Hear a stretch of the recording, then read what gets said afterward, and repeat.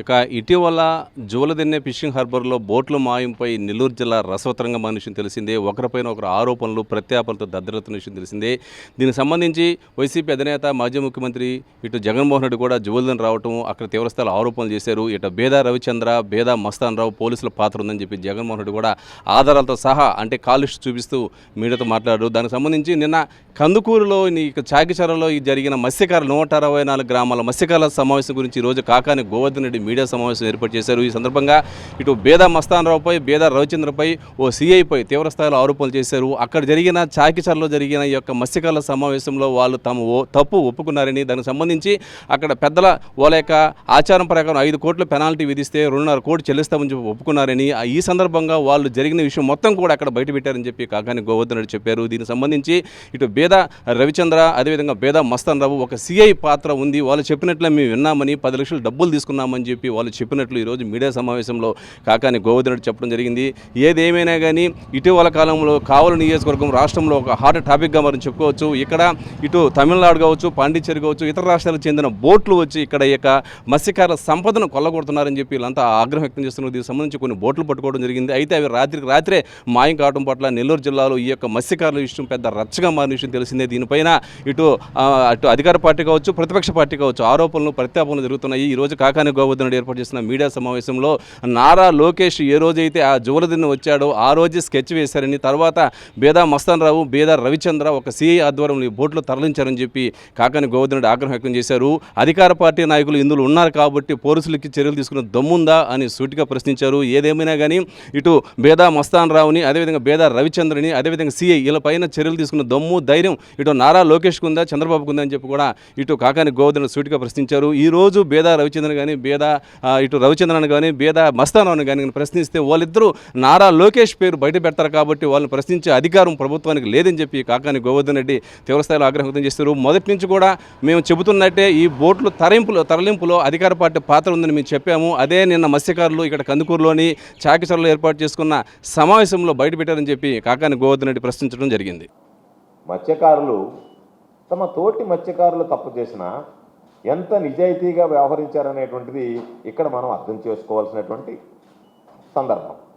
దానితో పాటు మత్స్యకారులకు ఉన్నటువంటి ఆ శక్తి, స్థాయి, సామర్థ్యం ఈరోజు చూస్తే వాళ్ళ నీతి, వాళ్ళ నిజాయితీ, వాళ్ళు వ్యవహరించినటువంటి తీరు కనీసం ఈ ప్రభుత్వం ఆదర్శంగా తీసుకోవాల్సినటువంటి అవసరం ఉందా లేదా?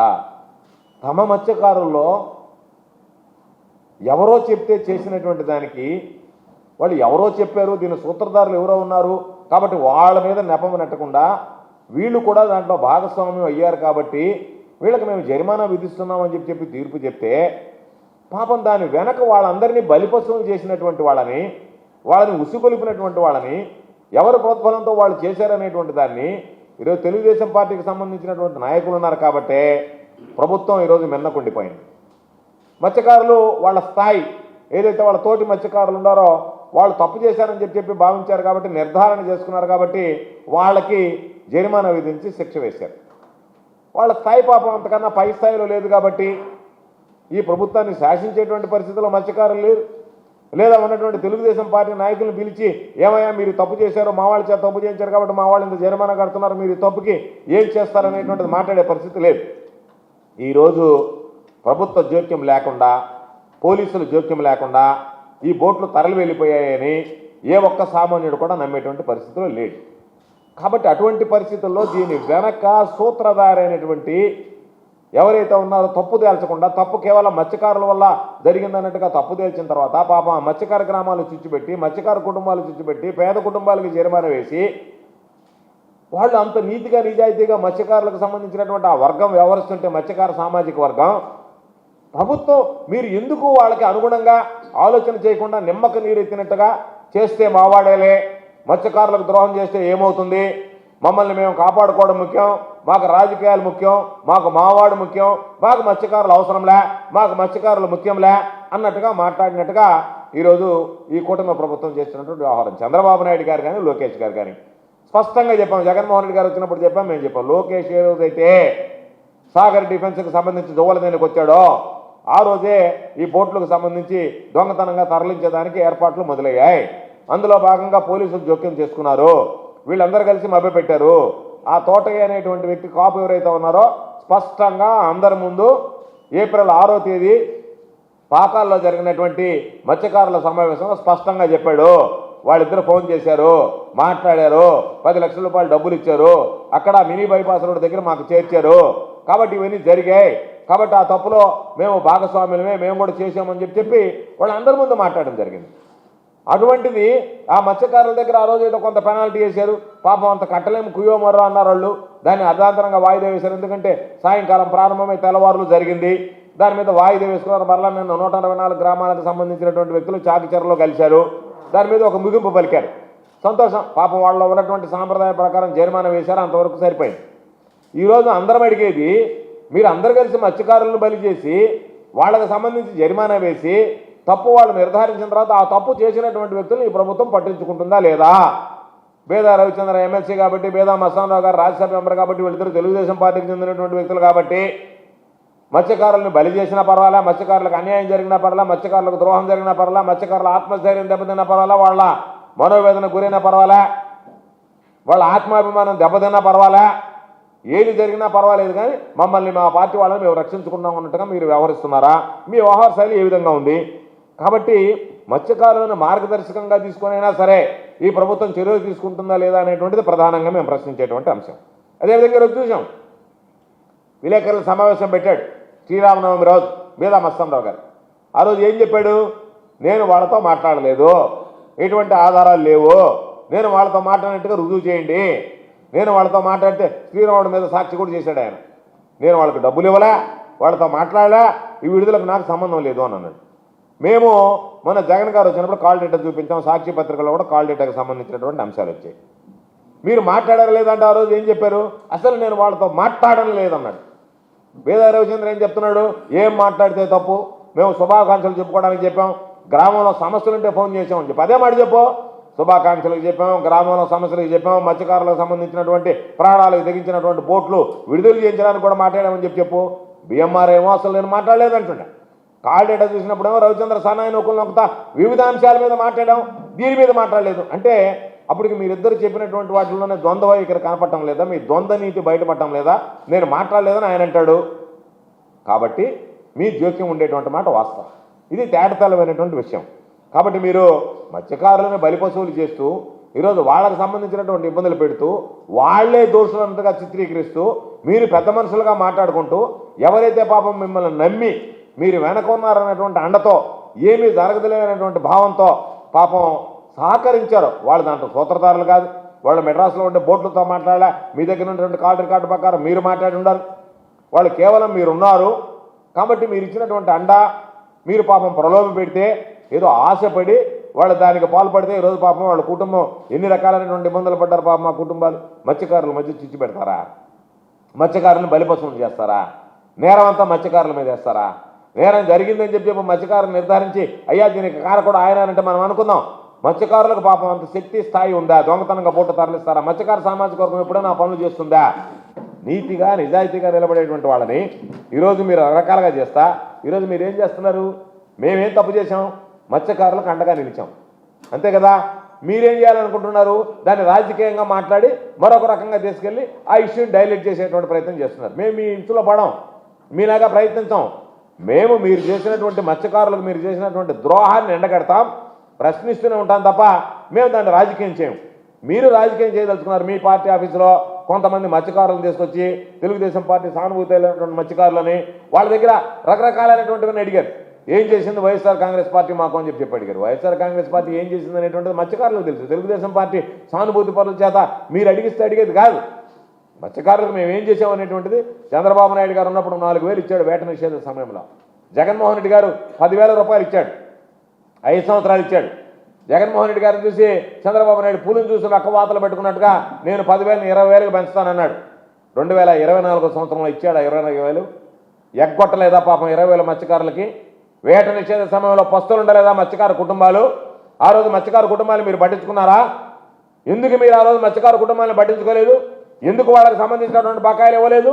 ఈ రోజుకైనా మీరు బుద్ధి తెచ్చుకొని అయ్యా 2024 సంవత్సరంలో వేట నిషేధ సమయంలో ఏదైతే జరిగిందో దానికి సంబంధించి మేము ఆ రోజు ఎన్నికల కోడ్ ఉంది, ఎన్నికల కోడ్ అయిపోయిన మనం ఇస్తాను, ఇవ్వలేదు. మీరు ఇవ్వకుండా ఎగ్గొట్టారు. దానికి సంబంధించి ఈరోజు ఇస్తారా ఇరా మీరనంటే దానికి సమాధానం చెప్పేటువంటి పరిస్థితుల్లో మీరు లేదు, తప్పించుకొని తిరుగుతూ ఉన్నారు. ఏదో ఒక విధంగా దానిలో నుంచి బయటపడితే చాలు అన్నట్టుగా ఈరోజు 20,000 ఇచ్చే దగ్గర ఎన్ని రకాలైనటువంటి రాజకీయకరణాలు మీ జేడీ గారు నెల్లూరు జిల్లాకు సంబంధించినటువంటి జేడీ ఫెస్టివల్స్ ఎవరన్నా వైఎస్ఆర్ కాంగ్రెస్ పార్టీ సానుభూతి పనులు ఉన్నారని వాళ్ళని పక్కన పెడుతున్నారు. వాళ్ళకి బోర్డులే ఉంటున్నారు. వాళ్ళు తెలుగుదేశం పార్టీ వాళ్ళు ఎవరు ఏ కంప్లైంట్ ఇచ్చినా నన్ను స్వీకరిస్తున్నారు. నిన్న ముత్తుకూరుకు సంబంధించినటువంటి మత్స్యకారులు జేడీ గారిని తీసుకెళ్ళి చూపించారు. ఇదిగో మా బోర్డులు ఉన్నాయి, మా పేర్లు రాయండి, మా పేర్లు ఎందుకు రాయరు మీరు ఎవరో చెప్తారంటే పలానా దగ్గర మాకు ఫిర్యాదు వచ్చిందంటే పిలవండి ఫిర్యాదుదారులు మా ముందు విచారించాలంటే ఆ ఫిర్యాదుదారులు ఆ ఫోన్ కూడా ఎత్తుకోలే. పక్షపాత వైఖరి ప్రదర్శించి ఈరోజు ఆ విధంగా వైఎస్ఆర్ కాంగ్రెస్ పార్టీ ప్రభుత్వంలో జరిగిందా? లేదే. 4,000 10,000 రూపాయలు చేశాం, పారదర్శకంగా మత్స్యకారులకు అందించాం. ఆ రోజు మీరు డీజిల్ సబ్సిడీ 6 రూపాయలు ఇస్తుంటే మేము లీటర్ 9 రూపాయలకు పెంచాం.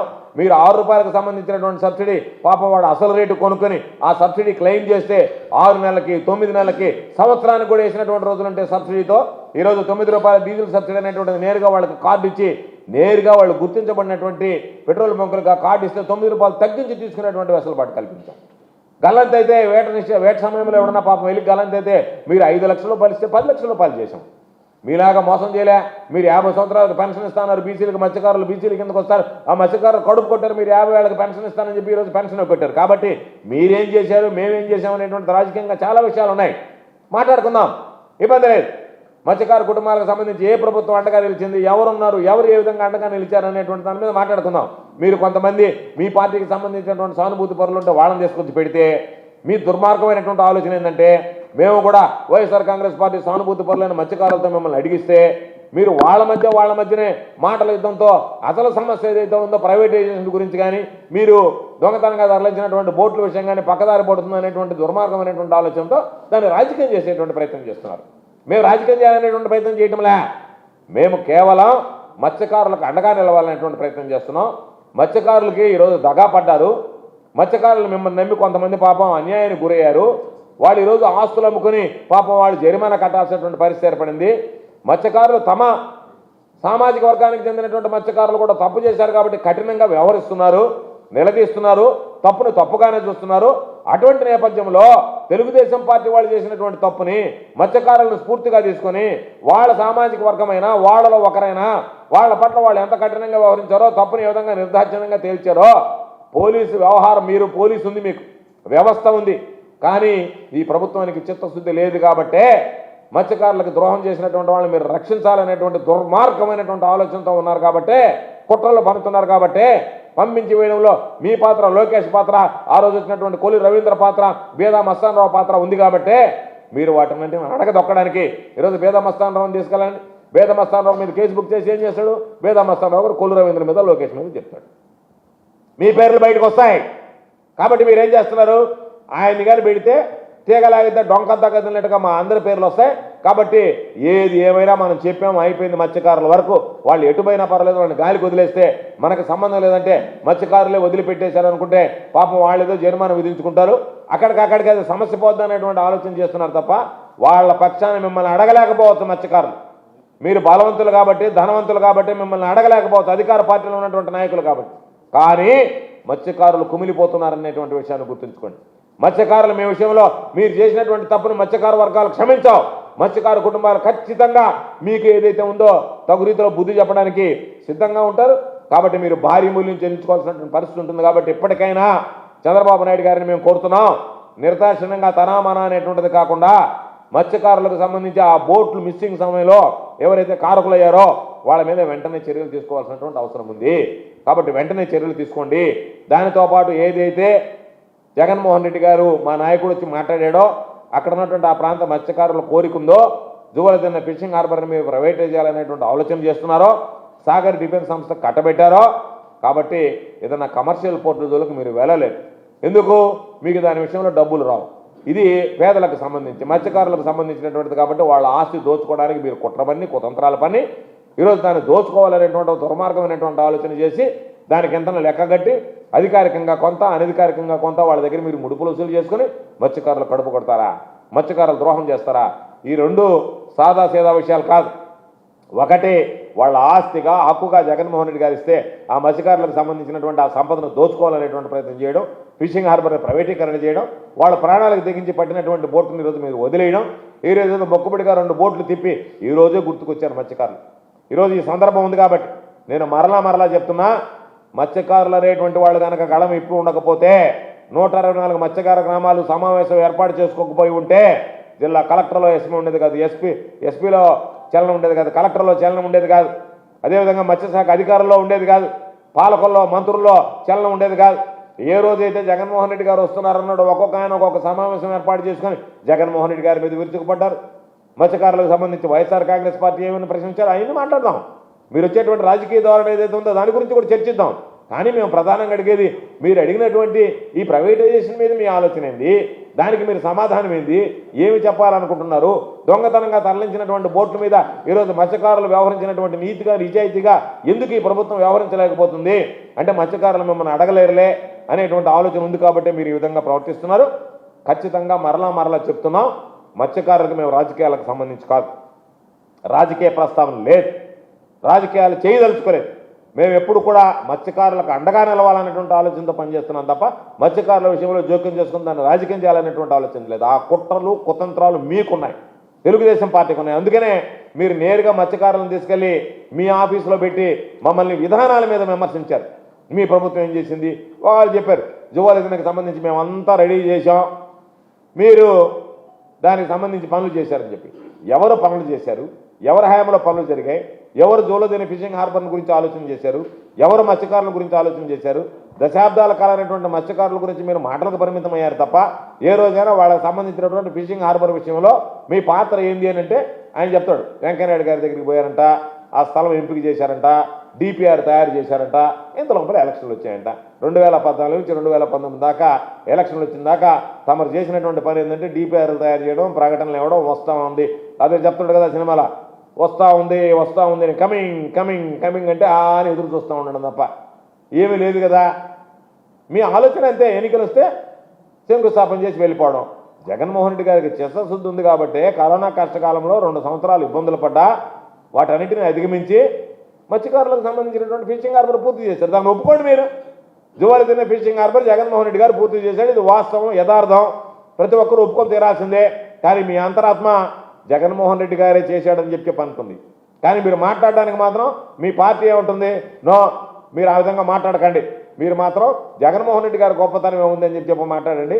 కాబట్టి ఆ క్రెడిట్ అంతా మనమే కొట్టేద్దాం, మనమే అనుకుందాం, మనం చేసామని అనుకోండి అని చెప్పి ఆ విధంగా లాస్ట్కి ఏ విధంగా తీసుకెళ్లారంటే మేమే చేసాం, మా వాళ్ళనే ఫిషింగ్ హార్బర్ వచ్చింది, మేమే దాని కారకులం, మేమే దాని నిర్మాణాన్ని పూర్తి చేసాం అన్నట్టుగా మాట్లాడేటువంటి పరిస్థితి ఏర్పడింది. అందుకనే మేము చేశాం కాబట్టి మేము అమ్ముకుంటాం, వాళ్ళ నోళ్లు కొడతాం అన్నట్టుగా మీ ఆలోచన విధానం ఉంది. కాబట్టి ఫిషింగ్ హార్బర్ నిర్మాణం విషయంలో కానీ, మత్స్యకారులకు సంబంధించి బోట్లు గల్లంతైనటువంటి విషయంలో కానీ రాజకీయాలకు అతీతంగా, పార్టీలకు అతీతంగా మత్స్యకారుల తరఫున మా గళం వినిపిస్తాం. ఎందుకు ఈరోజు ఈ సమావేశం ఏర్పాటు చేశాం? నిన్న అమాయకులైనటువంటి మత్స్యకారుల మీద జరిమానా వేశారు, శిక్ష విధించారు.